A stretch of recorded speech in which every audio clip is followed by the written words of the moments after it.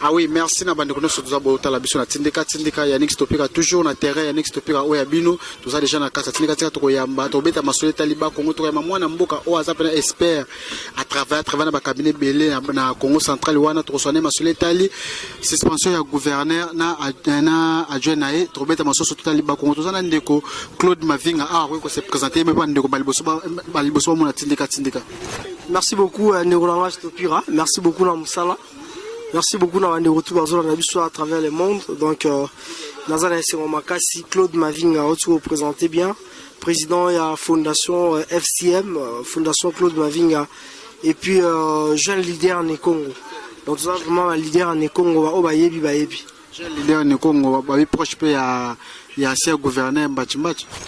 Ah, on bien donc Mbachimbachi, c'est une école d'excellence, c'est une école de valeur, c'est une école de bosseurs, c'est une école de bonne gouvernance. Claude Mavinga, tout ça par rapport à l'événement où tu connais Canada Congo, on était que jeune leader ya Congo, au Jijaki Makamono Ndeni. Merci beaucoup. Premièrement, dans Rubandana, nous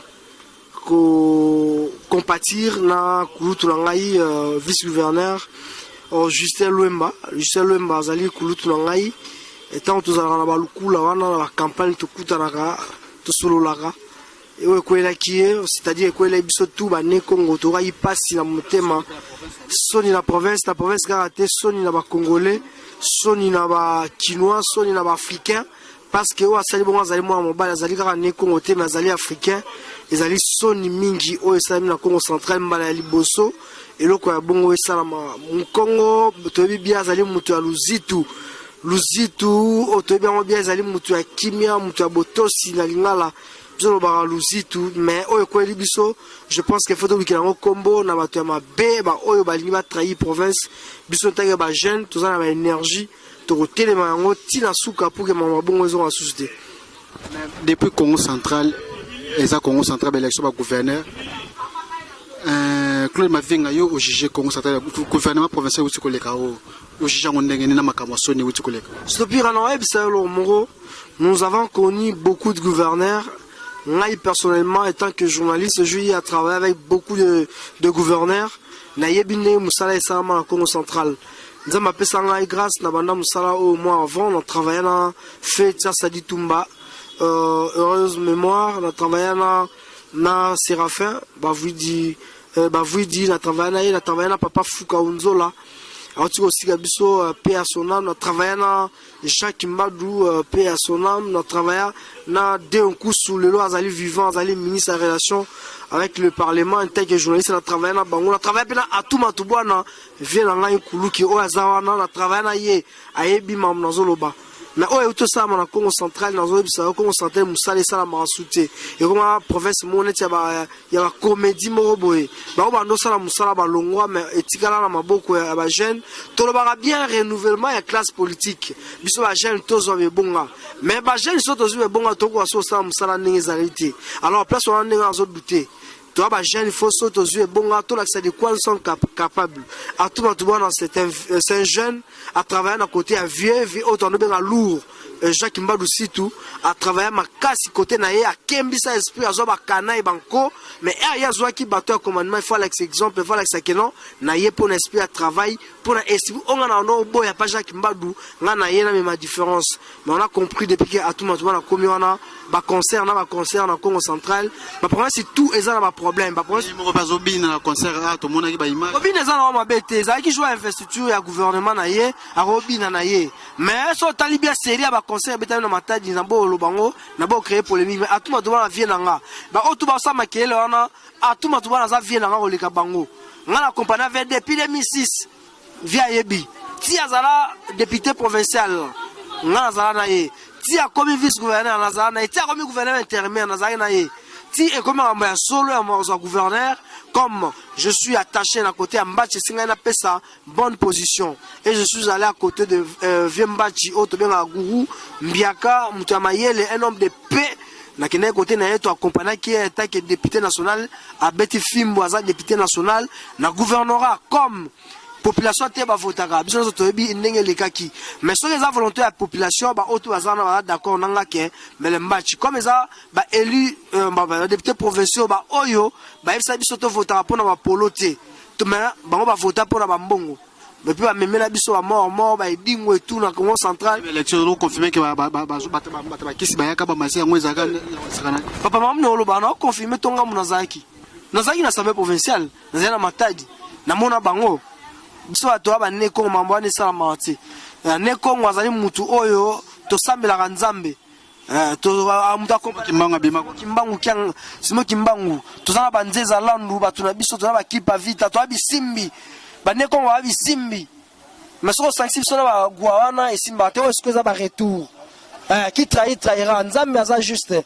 oh tout ba combattant honorable Simon Flobem Bachibacha ba osuara boye ba oh tout na bo tanga kombo so na miko tangela yo perto mona polémique mais na bo tangela yo Claude Opoata na ko ba no tangela ba oh tout ba combattant Simon Flobem Bachibacha lelo bango tout bana se mais Claude en place ba la émission ba miyeba mais Claude Mafinga par rapport à ce temps maramutu kolekeza ki pe gouverneur azaki mal entouré à chaque cabinet ba loyenga ngo ba retomber ke kubeta que assistant na ke sablo ka bongo pas gouverneur et pas vice gouverneur na heureusement on comprend yo moko ngaite mutono baki gouv na yo poto sala nga boye zaki ye mo vice gouverneur c'est-à-dire timba ki entake ya ke ezaki piège ngate mna lobby mais ça vice gouverneur mta lobby vice gouverneur abeta déjà na momi wana gouverneur appelle soki na yebite na bien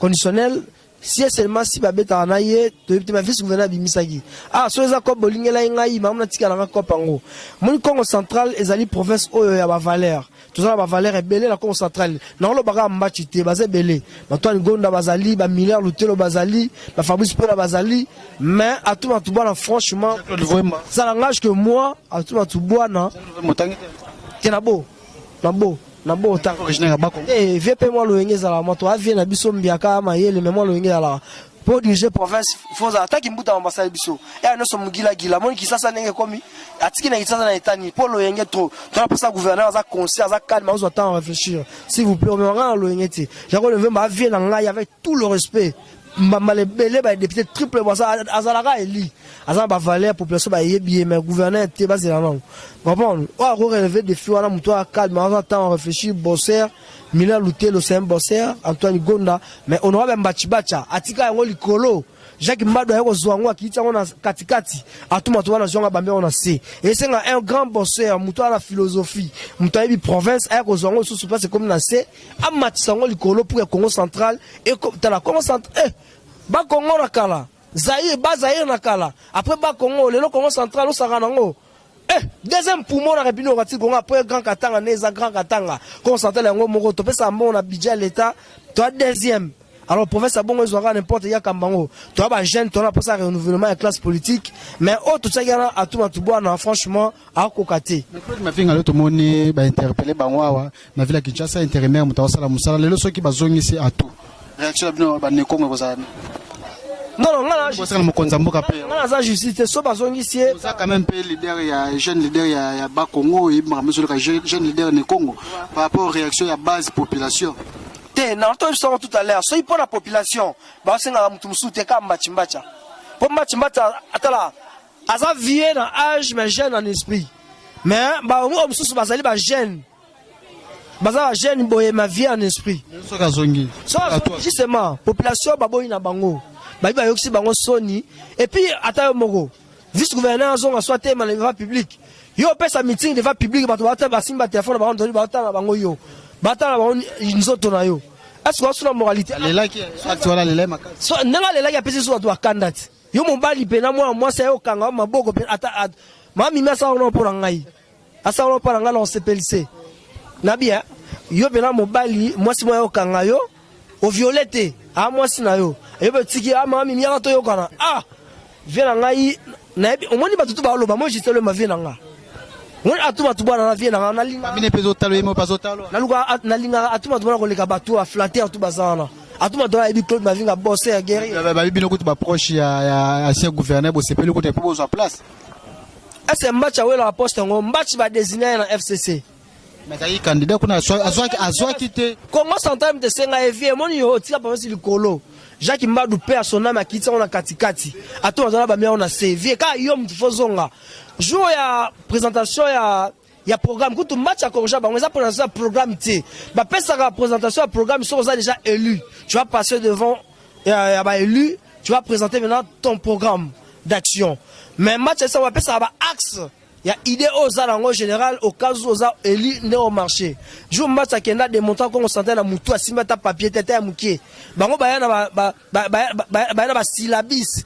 Il y a gaillard. Et puis ba bossa yo on ndako. Moutou ça la discours na yo ça présentation bossa ni document na ndako nazalaki. Ya li solo tena za na kati. O bossa on ndako. On a compris professeur na posa ba jeune oyo bazana. Fait ça na azape jeune à tout pas jeune. Non, tout le temps, pour ça, renouvellement de la classe politique. Les jeunes sont bons, mais les jeunes sont conscients. Mais viens à tout le monde, ils conscients, à seulement bien. Et puis, on s'en bien. On a bien chance de bandakala. On a optimiste, on a dit facilement. Optimiste, mais à tout le monde, on a doute, c'est belé pour nous. On a habité pour nous. On a ça chance. Ngai pena no pese chance na ye pas le problème te ye problème za ma vice mais ya asibira même pas musala ko santé ute bandaki ka musique ba concert ba mise belé ba voyager na bo otanga po émission ba boaka nga ba tuna ngai mais ba concert na matadi na ba lufu na boma tutu ba concert mais boulot pena de tomona kisasa de tomona Richard Mouye j'avais mis le premier par rapport à sondage. Ça peut gentil. Ça li ko santé état li solo beta miteka li solo porno. Vraiment je suis désolé. Mais tout ça on Claude Mavinga par rapport à ministre vice ministre intérieur ba tcheko na jouer intérim beaucoup pour petite chance que la diriger nos professeurs. Fait ngai wa souvier ngai nazo so ke ngala ko santé na ebanité. Ndabi Claude Mavinga te mupaya auto ya auti so wapi auto ya. Mais on va na Congo central. Bambiaka ba prêtre ba ebi ngai ba ebi Claude Mavinga travailler sur bosseur. Moi, je suis pas un flatteur. Nazala jamais flatteur. Je le fais pas. Nazala journaliste, na vivre na mutio, nazala ngo. Tout ça là, ma kambu na monga qui TV yo yebi. Tout ça là, ma fondation le lopé, tout ça time ça borfelé na monga qui journaliste. Si on a salé mission dans $800, $50 que chenga, kama msou na bombe borfelé. Donc ça jeté. Ba prêtre belé, ba ministre belé, ba la mort au gouvernement. Ba yiba na bo ba sa ba bongo. Tout ça on a mkem na biso. Ya on ba ta mikili ba ko sa binote na ba joala. Baba rêver en s'arrêter. Donc bon soutenir ba biso to ça na ba info perso.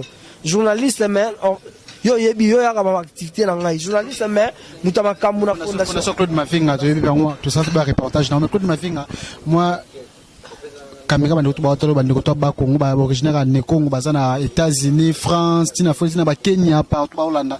Message nous passer par rapport à comportement maman na pas originaire ya ba Congo pour tout comme que dans sur entretien. On a sur souka mais so permettre maman wana après to pesa ba détail monsieur. Merci. Pour la mère wana vraiment mère wana za copine ya sala ngo banda kala sala ngo na Canada. Azape mutu azape le Congo. Oui. Asala ngo na Canada, asala ngo pe les gens na matadi pas masala nga. Comment ça nous propre. Na bo lo ba kombo. D'abord, moi, ça me fait témoigner. C'est ça, on t'a témoigné, t'es pas regardé d'unité là. Pour un mec, la femme, ça n'a pas bétail. Juste gouverner la Timbaïti. Pour la couleur, le pas un béto bord. T'es dans la vidéo, Maël. Écoute, t'es tigre. On a ta policier à arme. Un abet à ma sas. Et à ta rédoc, ma coffre, banda. Donc, il y a si ma route. Ben, on a tant filmé. Maman, Mimi, vraiment, je suis désolé, ça va gêner. Mais cette fois-ci, ça a réussi le coup. Et puis, si nous avons Congo. Vient la bisopé, accompagne ma montée, on filmer, on t'a la fin, si vous avez Congo. Mais, il y a un épisode de Congo, on toujours la valeur, la bonne gestion, au PCA géré, ma solo, et Kendel Bosso. Donc, vraiment, yango. Mais, on a lingi. Ça, Souka, on a lingi peut-être à contacter Ngaï. Ma solo la fondation la reprise numéro. Oui, numéro de téléphone, tu vas coordonner surtout comme. Plus 243 81 07 64 988. Plus 243 81 07 988. Claude Mavinga benga to développer. Ma solo est belé pour la Congo centrale. Ba ne Congo tout la diaspora. Ba mbote na bango. Mingi vient na Jean Bosco Konde. Maître Jean Bosco Konde, Azaï ministre de la justice à Congo centrale. Merci beaucoup Joss Mafua là en Belgique, Joss Mafua Joss Mondele. Merci beaucoup na bino tout bozo na biso excellence Simo Flobem Batibacha. Tous vraiment ensemble. Merci beaucoup Zalaki Claude Mavinga na micro na biso to tike mbala sima tozonga na soto beta masolo mususu ciao.